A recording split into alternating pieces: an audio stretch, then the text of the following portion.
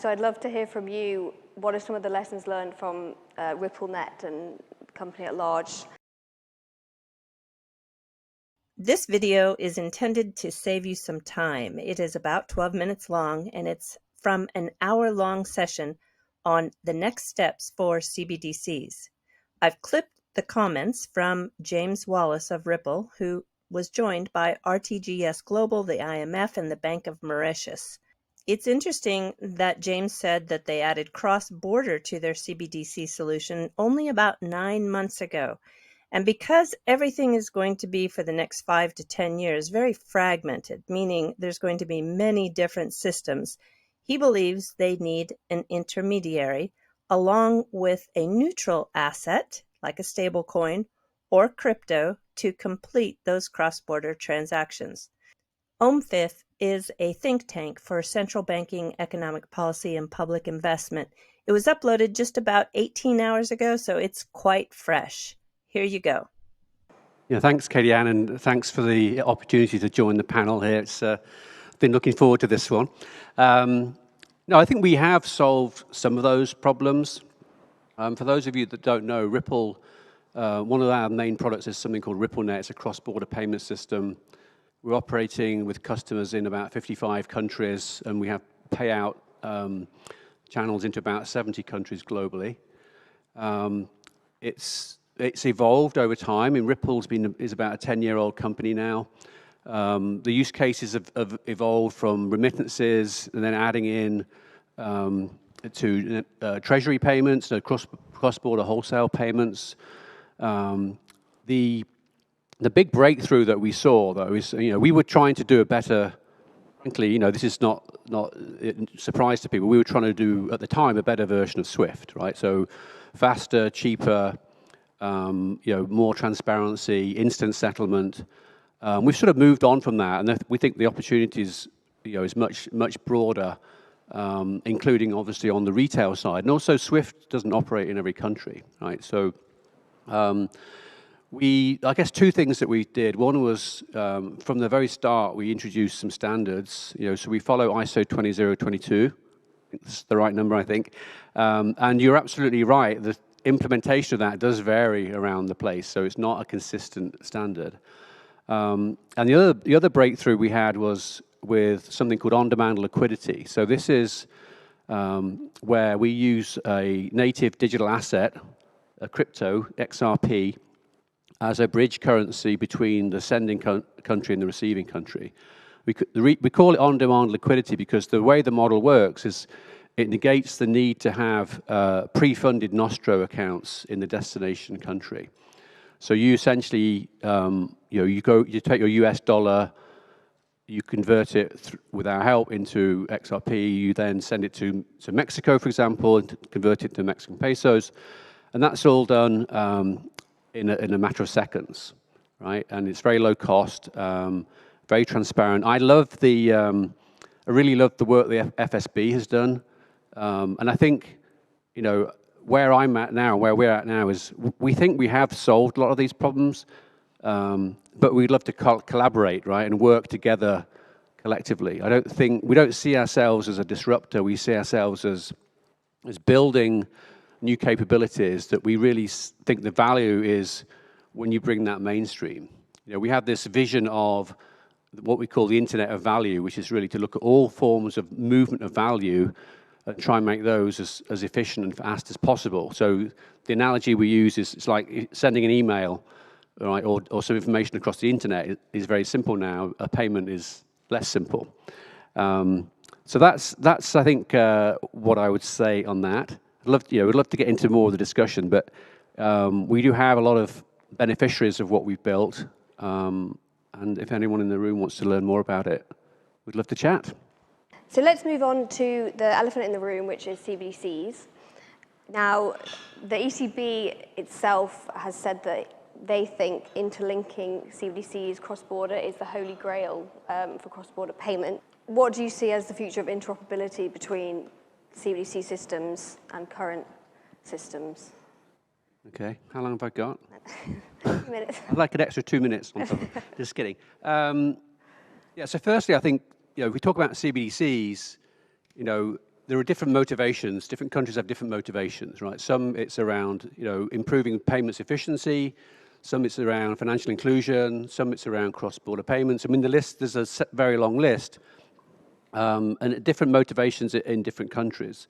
I think, the way that we look at it is the sort of three basic primitives, right? Three basic sort of building blocks for CBDC. There's, basic wholesale for interbank settlement, basic retail for as an alternative to cash, and then cross-border. And we added cross-border about 9 months ago because every single central bank that we're working with talks with us about cross-border. Not specific to our Ripplenet business I mentioned earlier, but specific to CBDC, right? And so what does CBDC bring to the table, right? And when you start thinking about the cross-border side, the word interoperability keeps popping up, right? And there's a few different definitions on interoperability, so just bear with me on that a second. So, one level of interoperability is just being able to use a domestic CBDC domestically. You want to go and buy coffee or go and buy a chicken or whatever, right? The second one is there's a technical level of interoperability, right? So, every country will not use the same core ledger technology. The countries that choose DLT are probably going to pick, a few different flavors. So how do you do that, exchange between those on a technical level, right? And it comes to the point, are you going to be able to receive CBDC for Tommaso's country, or is there going to be some intermediary in the middle that does that conversion? I think most likely for the foreseeable future, there'll be some intermediary. There may even be different sort of in quotes, neutral assets used. It could be stable coins or crypto or some kind of bilateral agreement, one CBDC to another. So it may not always need the same intermediary model. So I think that's, the ultimate goal here is, that we have a very efficient way of exchanging value. And why is that important? That's because that's what trade is based upon, right? You need that to be able to trade, and the more efficiently you can trade, if you get paid faster, you get paid 100% of what you're owed, not some haircuts along the way or fees. That's good for the economy of the receiving country. It's good for the companies or the individuals that are working in those countries as well. So that's really, I think, our perspective. It's a bit complicated, right? There's not a simple magic answer. And I don't think there's going to be, the end game is a long way off because, if you think about it, to get everyone being able to transact cross-border in this very efficient way, that requires everyone to be at a certain level of development. Yep. So I foresee that for at least the next 5 years, maybe the next 10 years, you're going to have countries that have a CBDC trading with countries that don't have a CBDC. So then you have to accommodate fiat to CBDC. You're going to have various, tokenized deposits and stable coins in the mix. So I think they will all coexist. So you can't just plan for the utopia, right? You have to figure out how do you get there in these steps along the way. And that requires a lot of collaboration. Definitely. And in terms of everyone being at different levels and different stages, can we look at CBDC for cross-border in isolation to domestic?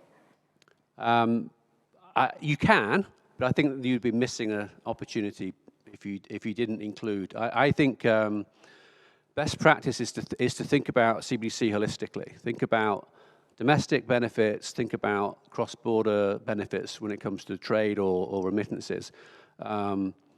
It's a simple, short answer. I think you should look at both.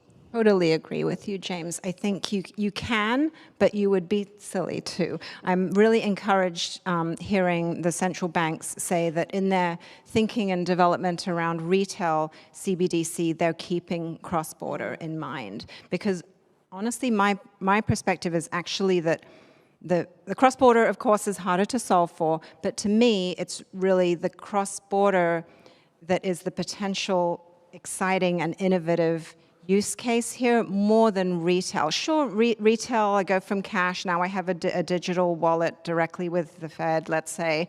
But we have very, very good ways of instantly transferring the same currency from A to B. To me, it's not such a giant leap to go to a retail CBDC, although of course acknowledging the multitude of policy factors that have to be borne into account and how careful you have to be before deploying something like that. But really, I mean, where is the difficulty? I mean, it's easy for me to transfer local currency. It's actually very easy for me to buy things from overseas using my credit card, where you know it's instant. Sure, I'm sure I probably get charged some exorbitant amount to do that, but it's fairly straightforward. You can do it as long as your recipient is on a card network, right? But where is the really tricky part? Someone mentioned it on a panel earlier today. It's when I want to send $100 to my brother in Thailand for his birthday. He doesn't, you know, I suppose I could just give him my credit card number and say, go off and buy yourself a present. But if I want to get some cash to him in Thai baht, and I'm just using Thailand as an example because that's where he lives, you know, I have to go into the bank. I have to say I want to initiate. What's his account number? How much do I want to send? Okay, what's a big fee? It'll take 3 days to get there, and I'm sure my FX rate is awful. So I think potentially CBDC for easy and more reasonably priced cross-border payments is really where there's a need and where there's potentially the most interesting use case coming out of all of this. That just illustrates that the design choices and the policy choices are really fundamental here, because that has huge implications on what you can do, when you can do it. You know, I think there's sort of 3 success criteria that I think are really super important here when we think about whether it be domestic CBDCs or cross-border. You know, one is that, which is the policy and the design, and you know, it's not going to be the same everywhere. So how do these different designs interact? So that's number 1. Number 2 is obviously the technology, which you know, there are some important decisions to be made on the technology front. But the third one that I think is really ultimately the most important is, will people use it, right? So back to the adoption question, Katie-Ann, right? You have to have use cases where there's some value to the user. So you can send something to your brother, right? Or you can you know, link to a DeFi protocol and release capital from your digitized house, right? There's all sorts of different use cases. But at the end of the day, it has to be usable, right? And I think the really exciting thing for me here is this, you know, the collaboration between public and private sector. You know, I think, you know, as I mentioned, those 3 primitives, I think the interesting use cases are going to be built mostly by the private sector on top of that, right? And they will, you know, they're commercial organizations, and they will only work on those use cases and introduce them if they think there's a demand for them, right? And if there's a demand for them, then people will use it, and then the people supplying that use case will make money. Will interlinking domestic CBDCs solve key challenges in the next 10 years? 65% said yes. So we have a very optimistic audience. Well, thank you so much for my excellent panel. And please do stay. We have Caroline Wilkins from the Bank of England for our final session of the day. Thank you so much, and do join me in a round of applause.